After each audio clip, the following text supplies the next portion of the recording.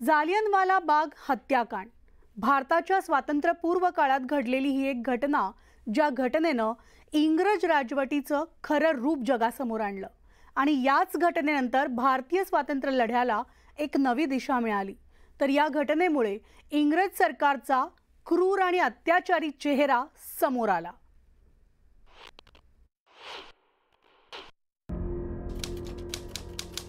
तारीख 13 एप्रिल 1919। ठिकाण जालियनवाला बाग, पंजाब। ही तारीख आणि हे ठिकाण म्हणजे ब्रिटिश राजवटीचा अमानुष अत्याचार आणि क्रूरतेचा कळस याचं जिवंत उदाहरण। याच काळ्या दिवशी अमृतसर इथल्या जालियनवाला बागमध्ये इंग्रजांनी निष्पाप आणि निरपराध भारतीयांचं दिवसाढवळ्या हत्याकांड घडवलं होतं। ब्रिटिशांच्या रौलेट कायद्याचा निषेध करण्यासाठी बैसाखीच्या दिवशी जालियनवाला बाग इथं तब्बल 20,000 लोक जमले होते। यात वृद्ध, महिला आणि लहान मुलांचाही समावेश होता। या सर्व निशस्त्र जमावावर कोणतीही पूर्वसूचना, इशारा न देता जनरल रोजनाल्ड डायरनं गोळीबार करण्याचा आदेश दिला।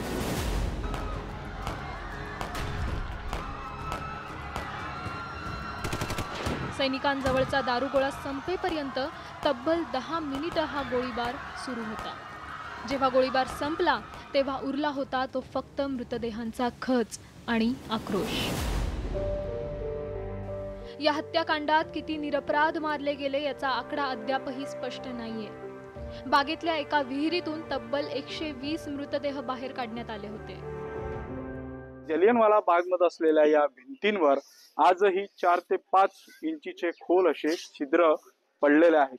त्यामुळे हा गोळीबार किती जवळून झाला असेल, किती क्रूरतेने झाला असेल याचा अंदाज आपल्याला येऊ शकेल। या गोळीबारामध्ये जवळजवळ काँग्रेसने दिलेल्या अहवालानुसार 1000 लोकांचा मृत्यू झाला होता। त्यामुळे भारतीयांवर कशा पद्धतीने किती निर्दयीपणाने इंग्रजांनी अत्याचार केला त्याची साक्ष जी आहेत ती या भिंती आजही 104 वर्षानंतर आपणाला देत आहेत। कारण इथं 20,000ची सभा सुरू असताना जनरल डायरच्या आदेशाने ब्रिटिशांनी इथं बेछूट गोळीबार केला। या गोळीबारापासून स्वतःला वाचविण्यासाठी काही लोकांनी या विहिरीमध्ये उड्या घेतल्या, मात्र त्यांचा तो प्रयत्न अयशस्वी ठरला। कारण या विहिरीतून 120 लोकांचे मृतदेह बाहेर काढण्यात आले। या घटनेमुळे इंग्रज सरकारचा क्रूर आणि अत्याचारी चेहरा जगासमोर आला। ब्रिटिश राजवट भारतासाठी वरदान आहे असं म्हणणाऱ्यांच्या दाव्यातील फोलपणा इथं या घटनेनं समोर आणला। जगावर अधिराज्य गाजवणाऱ्या ब्रिटिश राजवटीच्या नैतिक पराभवाची हीच सुरुवात होती असंही मानलं जातं।